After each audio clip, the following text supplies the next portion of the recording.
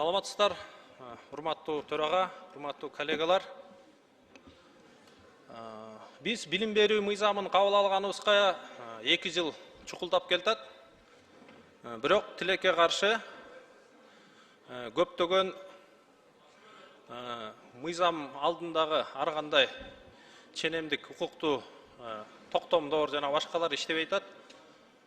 Мен ошо акыркы 2 жумада бир сыйра эмне себептен биз билим жагынан аксап деп бир канча кагаздарды карап чыгып, бир канча мугалимдер менен сүйлөшсөм, чындыгында бизде мугалим өтө керексиз кагаздар менен жүктөлгөн экен. Ошого карата маалымат угуңуздар. Мугалимдер өтө көп отчеттор менен жүктөлгөн. Бул формалдуулук отчеттук, бул эч кандай билим берүүгө таасир этпейт. Баланын билимине эч тиешеси жок отчеттор бар экен. Мен бүгүнкү күндө соткага чогуттум ошо отчеттордун бүт сүрөттөрүн, жүздөгөн кагаздар. Мугалимде убакыт жок. Бала менен алек болгонго, ал ошол кагаздын үстүнө кагаз. Мен мындай өмүрүм мынча кагаз толтурган эмесмин. Көп жумушта иштедим, бирок абдан там калдым да. Негизи биздин анализ боюнча мугалимдин бүгүн Кыргызстанда 40% убакыты ошо кагаз толтурганга кетет экен. Ал кереги жок кагаздар, ал билимге эч таасири жок. Бирок дүйнөлүк практикада 10%дан убакыт ашпаш керек экен.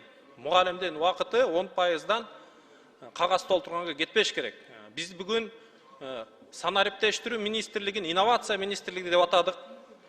Бирок мектептерде 70-50 жылдарда эле кагаздар толтурулат экен. Мында 100 жыл мурун кандай толтурулса, ошо боюнча эле келатыптыр да.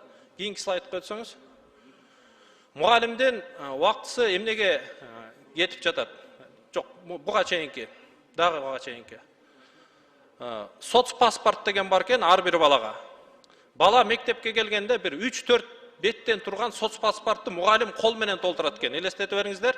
Баланын аты жөнү, бала бир туугандары, ата-энеси, ким каякта иштейт, жана башка. Биз депутаттар ушу жумушка келгенде бир эле жолу толтурабыз бул кагаздычы.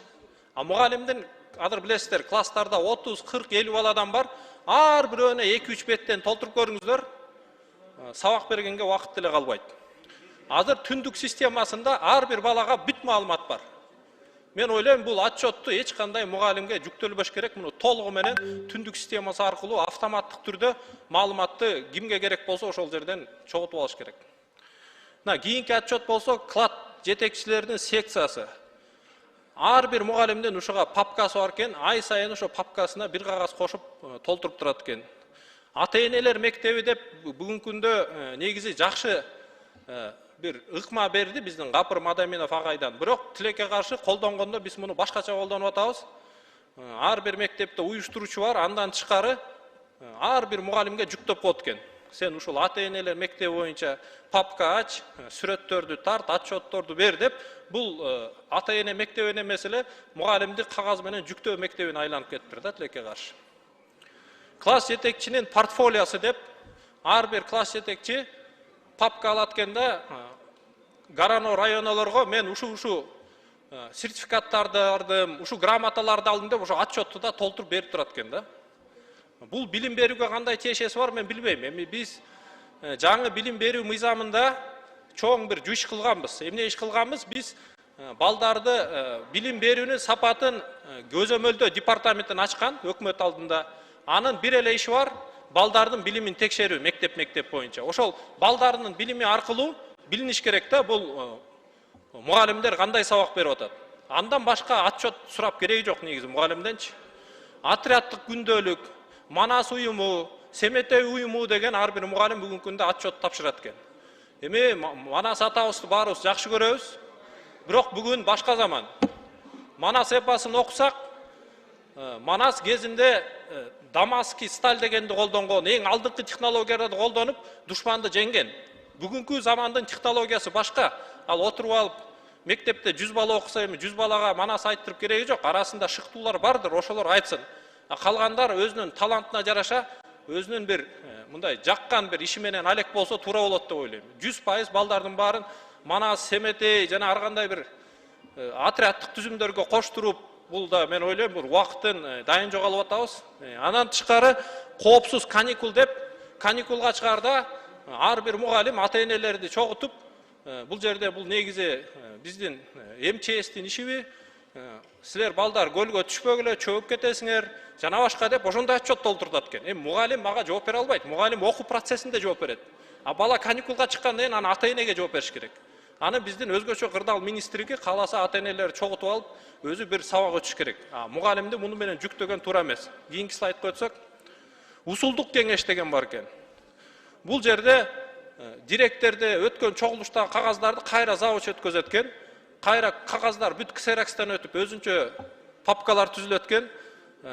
Бир эле метод кеңеш бар, ошол жетиштүү дейт. Бир эле ишти бизди 2-3 жолу кылдыртып атат дейт да мугалимдер. Электрондук журнал. Эми биз баарыбыз мектепте окуганда класс жетекчиде бир журнал болчу, билесиздер, Асанов келди, Үсөнов жок, сабактан 3 алды, 5 алды депчи. Азыр мугалимдер ошол журналды толтургандан кийин электрондук вариантын барып үйүнө көчүрөт экен да. Ошого убакыт кетет экен. Бул жерде сунуш биз цифровизация заманында болгондо ар бир мугалимге ноутбук беребизби же ар бир класска компьютер коебузбу, бир эле электрондук вариант болсун. Мугалимдин убактын ага да кетирбейли. Анан календарлык күнүмдүк план деген бар. Эми жаш мугалим сабакка келгенде календардык план, күнүмдүк план толтурган туура, бирок бир 10 жыл стажы бар мугалимге ал кереги жок. Ал мугалим автоматтык түрдө баарын жатка билет, ал канына сиңген, аны кайра күндө күнүмдүк план жаздырткан, бул деле бир туура эмес иш деп ойлойбуз. Планерка, текшерүү кагаздарды сурайт дейт. Планерка сайын текшерүүчүлөр келет дагы, канча планерка өттүң, планеркада эмнени, эми мен ойлойм, бирөөбүздүн бир фирмабыз болсо, фирмадан планерка өткөзөсүң. Эмне иш кылдың, кылбадың деп ошого жараша иш кыласың. Мугалим болсо, эмне планерка өткөздүң, эмнени сүйлөштүңөр деп ошого отчет толтурат экен. Административдик кеңеш. Бул чарбачылык иштер, олимпиадалык иштер боюнча кайра эле мугалимге бир 5-10 беттен турган ар кандай отчетторду толтурат экен. Кийинки слайд көрсөңүз. Гараного ар бир мектеп отчет берет. Ар бир баланын успеваемость боюнча жакшы окуп атабы, жаман окуп атабы, ошол эле отчетту айыл өкмөт өзүнчө сурайт экен. Аким өзүнчө сурайт экен. Эми айыл өкмөттүн да акимдин да иш эмес. Ал билим берүүнү ким текшерет? Гарано министрлик текшерет. Мен ойлойм, андай иштерге айыл өкмөт тиешеси жок болгондон андай отчет такыр суралбаш керек. Баягы байкуш мугалим копияларын жазып отуруп, тапшырып отуруп, убактын баары ошого кетип калат экен. Ийрим иштердин папкасы, кружоктор боюнча отчет деген бар экен ар бир мугалимдин. Шахмат кружок боюнча өзүнчө отчет, футбол кружок боюнча өзүнчө отчет. Эми мунун баарын көрсөтсөк болот кийин комитеттен. Бул жүздөгөн беттер, урматтуу коллегалар. Биздин мугалимдердин сабак бергенге убакыты жок экен. Алар кагаздын үстүнө кагаз толтурмай. Тарбия иштери боюнча уюштуруучулардын айлык маянасын көтөргүлө дейт. Эми бизде азыр өткөндө кандай жаман окуялар болду мектептерде. Психологдор 2,5 миң мектептен бир 500 эле мектепте бар экен. 2000 мектепте соцпедагог деген бар экен, айлыгы 3000 сом экен, колуна алган. Ага киши иштебейт дейт. Ушундай маселелер бар экен. Анан ар бир иш чара боюнча протокол сурай беришет экен. Ар бир кеңешмелер, ата-энелер чогулуштар боюнча, ар бир баланын успеваемость боюнча жакшы окуп атабы, жаман окуп атабы, ошол эле отчетту айыл өкмөт өзүнчө сурайт экен. Аким өзүнчө сурайт экен. Эми айыл өкмөттүн да акимдин да иш эмес. Ал билим берүүнү ким текшерет? Гарано министрлик текшерет. Мен ойлойм, андай иштерге айыл өкмөт тиешеси жок болгондон андай отчет такыр суралбаш керек. Баягы байкуш мугалим копияларын жазып отуруп, тапшырып отуруп, убактын баары ошого кетип калат экен. Ийрим иштердин папкасы, кружоктор боюнча отчет деген бар экен ар бир мугалимдин. Шахмат кружок боюнча өзүнчө отчет, футбол кружок боюнча өзүнчө отчет. Эми мунун баарын көрсөтсөк болот кийин комитеттен. Бул жүздөгөн беттер, урматтуу коллегалар. Биздин мугалимдердин сабак бергенге убакыты жок экен. Алар кагаздын үстүнө кагаз толтурмай. Тарбия иштери боюнча уюштуруучулардын айлык маянасын көтөргүлө дейт. Эми бизде азыр өткөндө кандай жаман окуялар болду мектептерде. Психологдор 2,5 миң мектептен бир 500 эле мектепте бар экен. 2000 мектепте соцпедагог деген бар экен, айлыгы 3000 сом экен, колуна алган. Ага киши иштебейт дейт. Ушундай маселелер бар экен. Анан ар бир иш-чара боюнча протокол сурай беришет экен. Ар бир кеңешмелер, ата-энелер чогулуштар боюнча завуч алдагы кеңешмелер, кыскасы ушинтип отуруп 19 отчет бар экен, ар бир мугалимге жүктөлгөн. Эми элестете бериңиздер. 19 отчет деген бул эмне деген сөз? Кийинки слайдка өтсөңүз. Демек, биздин мектеп эмне менен алек? Күн сайын ар кандай отчетторду толтуруу менен алек. Кийинки слайдка өтсөңүз. Биз ойлойбуз, бул жергиликтүү бийликтер өзүнүн кыла турган иштерин, функцияларын мектептерге жүктөбөш керек. Жана Сузакта кандай окуя болду, Портер канча баланы сүзүп кетти, башка окуялар болуп атат. Биз ошо бала менен мугалимге тийишпейличи. Ошол академиялык процесс менен алек болсун, олимпиададан жыйынтыктарды көрсөтсүн. Жана башка. Бул баланын келечеги, баланын келечеги, бул Кыргызстандын келечеги. Биз 80 миң мугалимге бюджеттен азыр 70-80 миллиард сом коротобуз. Эми ошонун 40% убакытын биз кереги жок кагазга жумшасак, демек 20-30 миллиард сомду биз кереги жок жакка колдонобуз. Жөн эле ысырап. Биз да муну токтотолу. Кийинки слайдка өтсөк, башка мамлекеттер эмне менен алек десек, акыркы 3 күндөгү жаңылыктар, Вена университетинде дүйнөдө биринчи болуп жасалма интеллект. Бүтүрүп коеюнчу. Кошуп коюңуздар, оюңузду бүтүрүңүз. Рахмат төрага. Мына жаңылыктарды окусаңыздар, Вена университети дүйнөдө биринчи болуп жасалма интеллектти студент катары окууга кабыл алыптыр дейт. Кийинки жаңылыкка өтсөк. Кытайда атомдук технология аркылуу 50 жыл иштеген тыйын менен тең аккумулятор жасашыптыр. Демек, ушул соткага салып коесуң, 50 жыл зарядка жок колдоно бересиң. Дүйнө эмне менен алек. Кийинки слайдка өтсөк. Америкада 10 миң, 12 миң жыл мурун өлүп калган карышкырды кайра тирилтиптир. Сөөктөрүн казып чыгып, гендерин алмаштырып, азыркы карышкырдын генине 91% өзгөртүү киргизип, 12 миң жыл мурун жашаган карышкырды тирилтип, ушул төрөлүп, мындай айтканда, илим каяка кетип атат. Кийинки слайдка өтсөк. Кавасаки жанагы робот ат жасаптыр, ал ат кадимкидей эле миңдеген километрлер токтобой чуркап кете берет экен. Тоолордон ашып, жана башка. Кийинки слайд. Бул эмнени айткым келип атат? Биз балдарга эмнени беришибиз керек? Биздин сунуштар. Ар бир мектепке акылдуу такта керек. Ошол биз көрүп аткан нерсени балдар кабинеттен технологияларды көрүш керек. Биз ушул төраганын фондунан жардам алып, ар бирөөбүз өздүн региондорубузга акылдуу такта белек кылып атабыз. Бул абдан сонун иш, бирок бул темпти дагы тездетишибиз керек.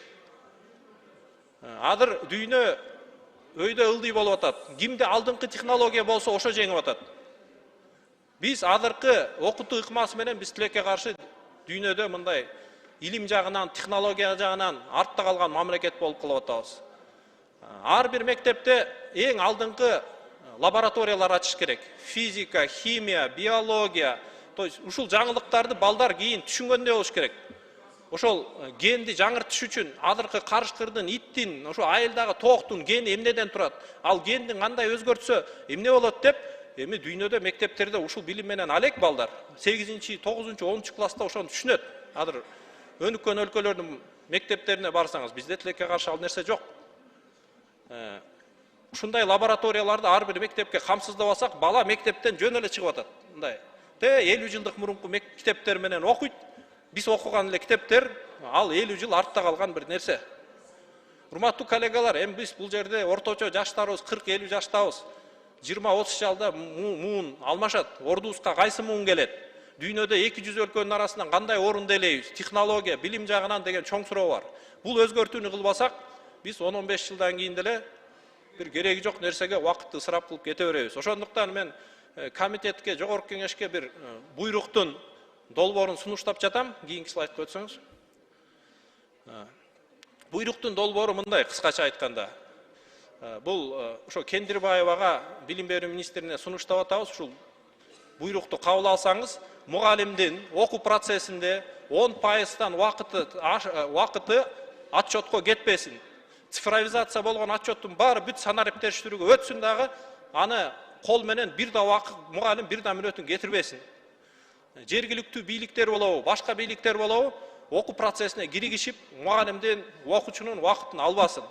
Ушуга окшогон буйрукту сунуштап атам, урматтуу коллегалар. Эгер колдоп бериңиздер, буйруса комитетке чыгарабыз. Чоң рахмат. Билим бул экономика. Билимди оңдой албасак, биз экономиканы, элдин жашоо турмушун, Кыргызстанда дүйнөлүк атаандаштыктагы ордун эч качан мындай алды жакка сүрөй албайбыз. Чоң рахмат.